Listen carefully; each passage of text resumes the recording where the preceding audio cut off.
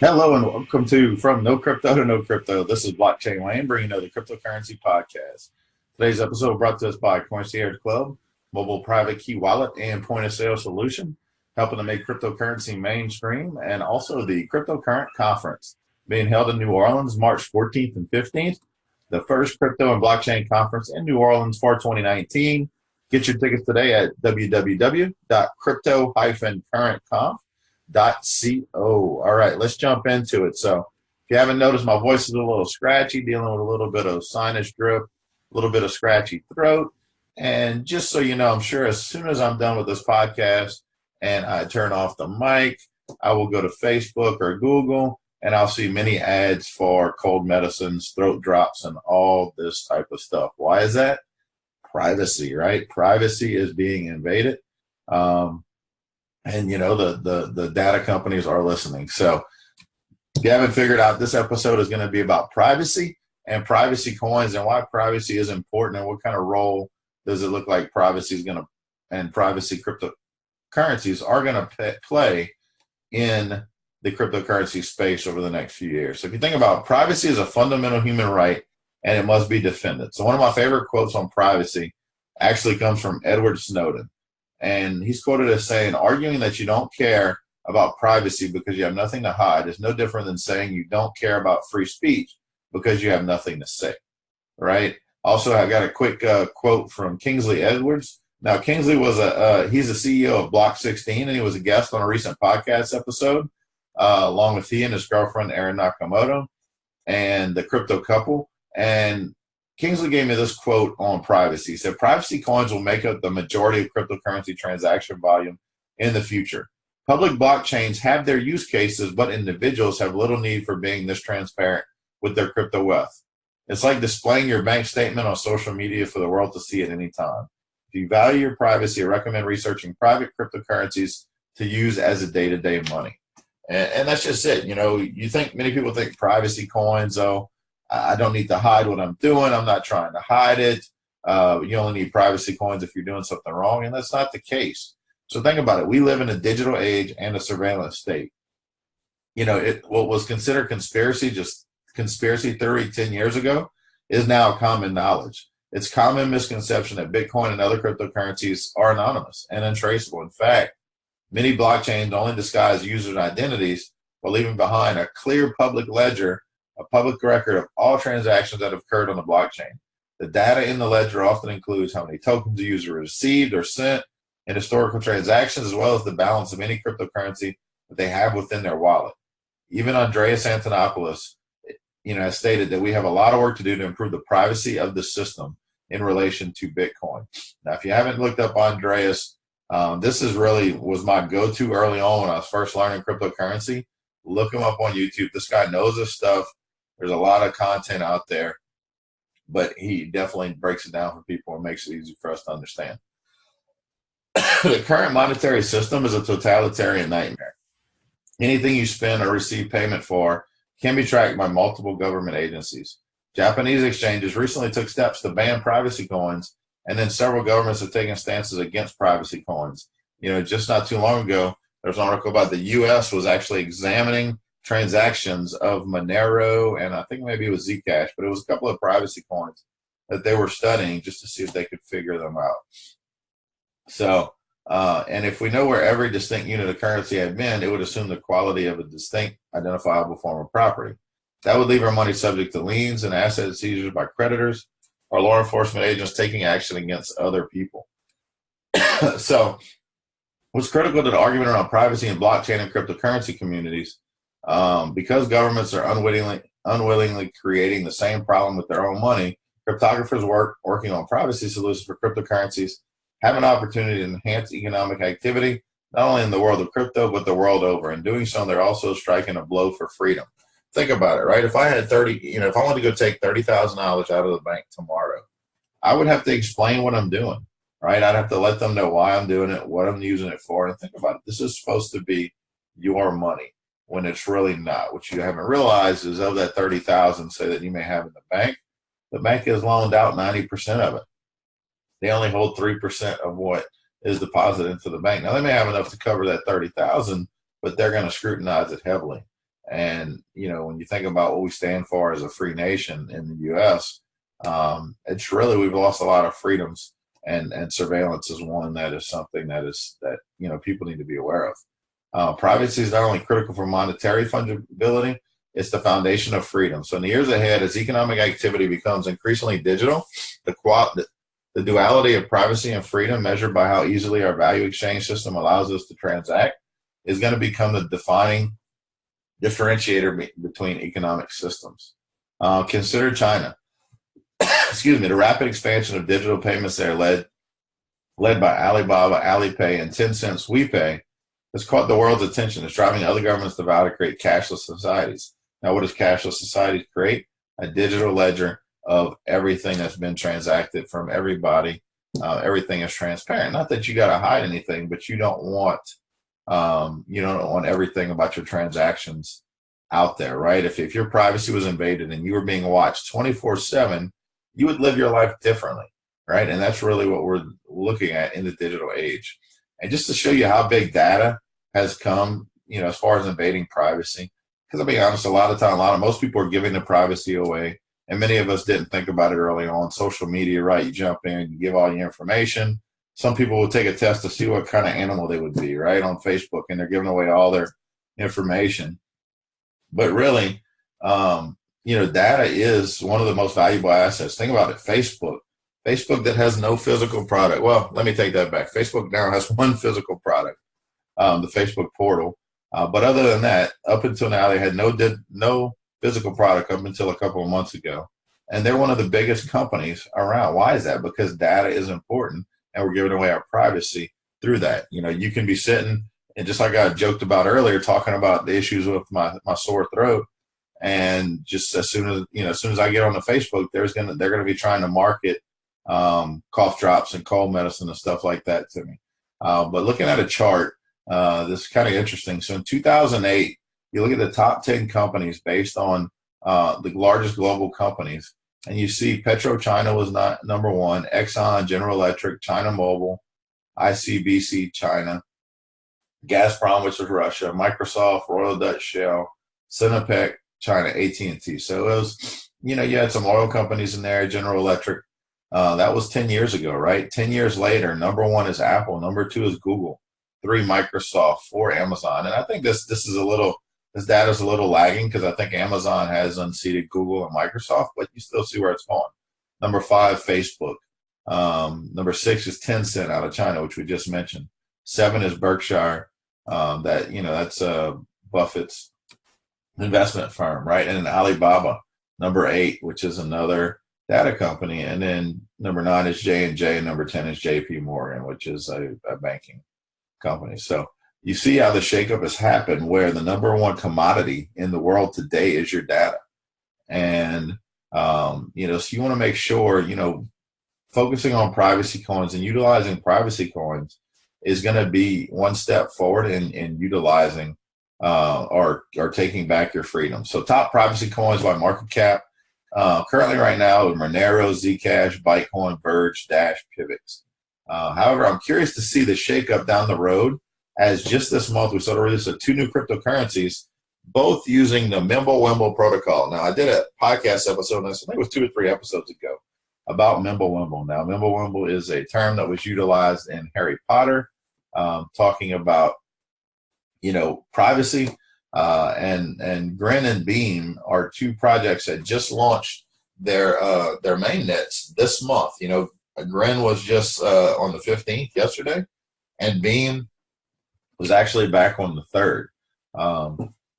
What's unique about it is it masks all the information, and you have to have a private key that's shared on both sides to be able to verify that the transactions match, right? So it's just another privacy protocol, but it does have some unique things and some things that could make it run leaner, not so data heavy, which would be good as the blockchain continues to grow. Now, this is also to note, neither one of these did any major fundraise prior to. Now, Beam was funded by a venture capitalist group and some other investors. So while Beam only started development back in March of last year, they were first to market on January 3rd, launching their mainnet, whereas Grinn is a community project that only makes money off of donations and selling swag, selling shirts and hats and all these other things. They've been in production for a couple years, right? But both of them did no ICO. There was no pre-mine. So basically started with the Genesis block. And I think it's every 60 seconds you're having crypto being mined. So that's what's out there right now.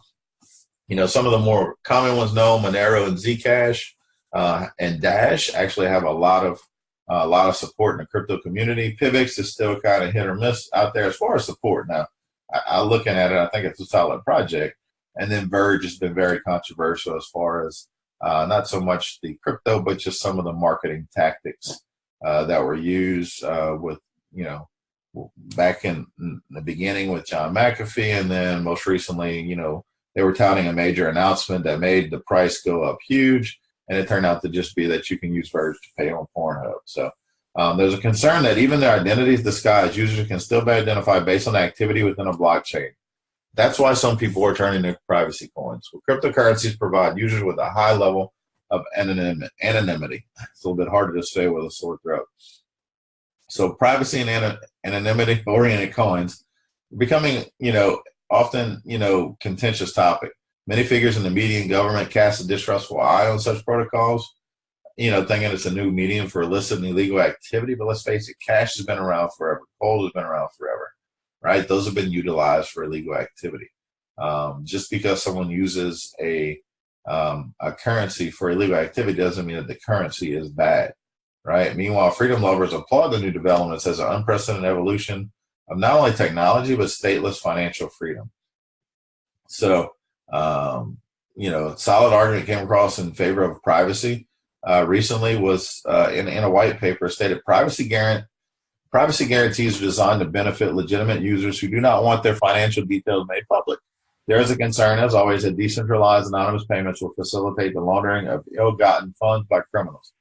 However, privacy coins barely affect the status quo for criminal users who already have strong incentives to hide their activity, while it provides notable benefits to legitimate users.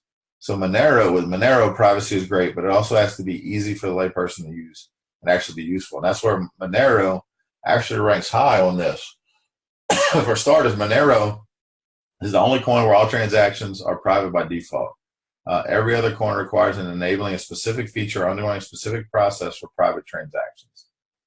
It utilizes stealth addresses where a recipient is able to receive multiple payments through a single address, but at the same time ensuring that no links on the blockchain between their address and anybody else's address. Made possible by stealth addresses where a random one-time address is automatically created for each transaction being made by the sender. And also Monero uses ring confidential transactions, ring CT.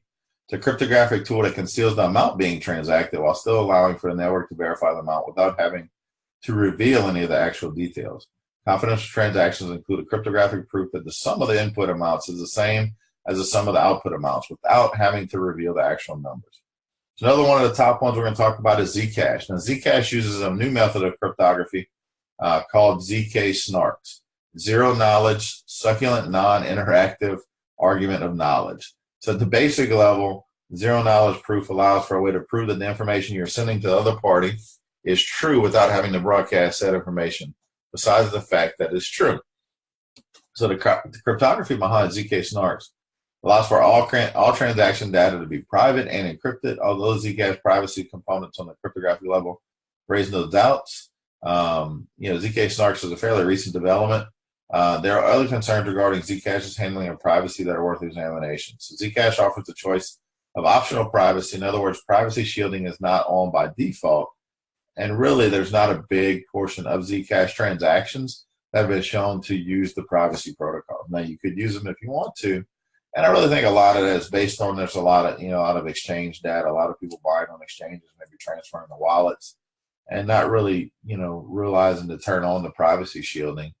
And especially since, Zcash was added to Coinbase, so it's another one that there's a lot of transactions being that really have no reason to be masked because Coinbase, being a U.S. company, they're going to report everything anyway. So now Dash is the next one up that people talk about when they're looking at privacy coins, but it's not cryptographically private. Dash promises privacy through mixing. It utilizes a modified version of CoinJoin, which is a method initially created to anonymize Bitcoin.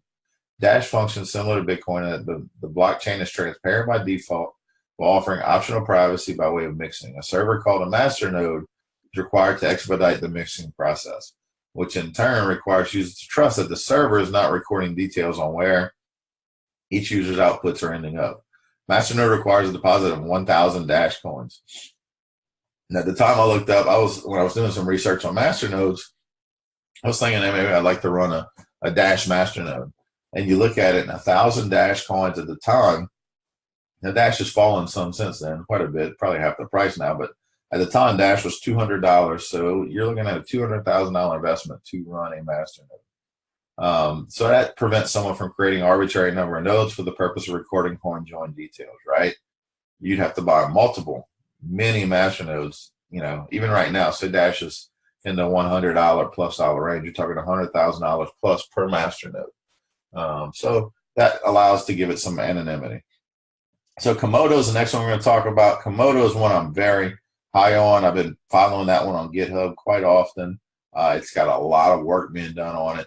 It uses zero-knowledge proofs to provide its users with financial anonymity. Aside from offering increased financial privacy through a digital currency, KMD, the Komodo platform also offers the launch of decentralized ICOs, a decentralized exchange, and blockchain development solutions, among other services. I'm really keeping an eye on Komodo. That's one that I'm watching just to see how this project progresses.